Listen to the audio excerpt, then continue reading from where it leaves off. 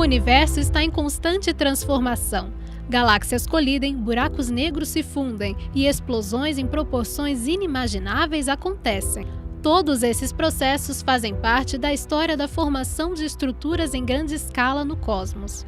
Como as galáxias interagem entre si, o que acontece quando elas colidem e o que podem nos dizer sobre o universo?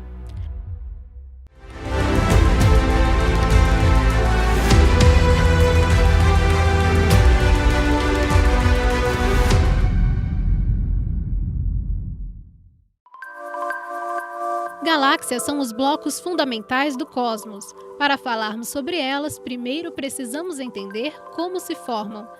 Elas são um conjunto de gás, poeira, bilhões de estrelas e matéria escura, unidas por causa da força gravitacional.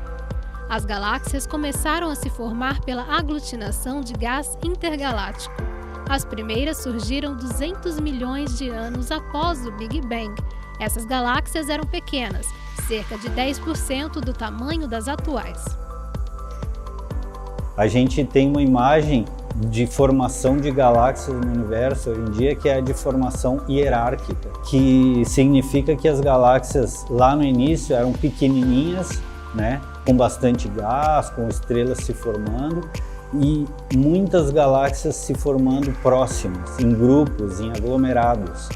E essas galáxias, com o passar do tempo, vão se fundindo, vão interagindo para formar as galáxias grandes que a gente vê hoje.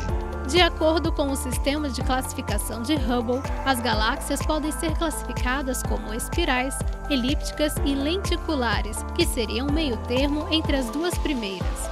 Aquelas que possuem características diferentes foram chamadas de galáxias irregulares. O formato estranho delas, em comparação à maioria, são a prova de que elas colidem. A colisão delas acontece quando duas ou mais se encontram próximas, girando uma em torno da outra. É como uma dança graciosa, coreografada pela gravidade. Os principais efeitos dessas interações são fenômenos morfológicos e físicos, como, por exemplo, a produção de pontes de gás entre duas galáxias e o aumento na taxa de formação estelar. Em geral, quase todas as galáxias espirais apresentam uma quantidade de oxigênio maior próximo ao núcleo da galáxia. E essa quantidade de oxigênio em relação ao hidrogênio, ela vai diminuindo à medida que se afasta do núcleo, ou seja, em direção às regiões mais externas do disco da galáxia. No entanto, em galáxias em interação, essa distribuição do oxigênio em relação ao hidrogênio é modificada, em decorrência de fluxos de gás que são originados da parte externa da galáxia em direção ao núcleo da galáxia. Portanto, misturando o gás e tornando essa distribuição mais homogênea. Todas as galáxias que emitem muito infravermelho são galáxias em colisão, em interação. Então, um dos efeitos das interações é esse. Assim. E as galáxias que são ultraluminosas no infravermelho são geralmente galáxias que estão um pouco distantes da nossa, de uma época em que as interações entre galáxias eram mais comuns ainda do que hoje. A Via Láctea também está em rota de colisão com Andrômeda. Porém, esse encontro começará a acontecer de fato daqui 4 bilhões de anos, e o resultado deve ser a criação de uma enorme galáxia elíptica.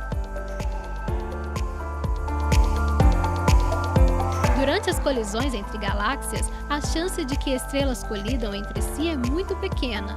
Nesse breve momento que estão interagindo, regiões mais afastadas do centro se distorcem por causa do imenso campo gravitacional delas, formando uma espécie de cauda. Esse efeito é chamado de maré galáctica e costuma afetar galáxias menores quando colidem com outras maiores.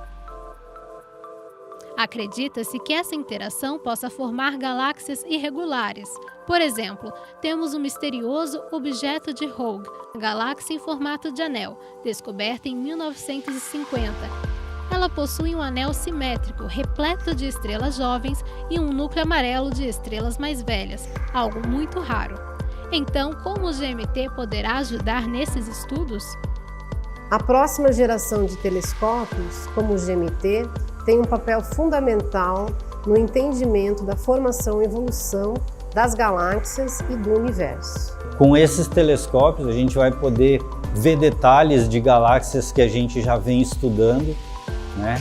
Com resolução espacial melhor. A gente vai poder, por exemplo, estudar o que acontece um pouco mais de perto nos buracos negros que tem no centro das galáxias. A gente vai buscar certamente respostas para perguntas cosmológicas na hora que a gente conseguir enxergar mais galáxias dessas mais antigas, as que nasceram lá um pouquinho depois do Big Bang. Tudo isso são objetivos científicos desses grandes telescópios da nova geração. Cada vez mais, os cientistas possuem ferramentas poderosas para estudar o universo. É assim que seremos capazes de observar galáxias mais distantes e antigas. Isso permitirá que cientistas entendam como elas se formam e evoluem, ajudando a preencher o quebra-cabeça sobre o passado e também o futuro do cosmos.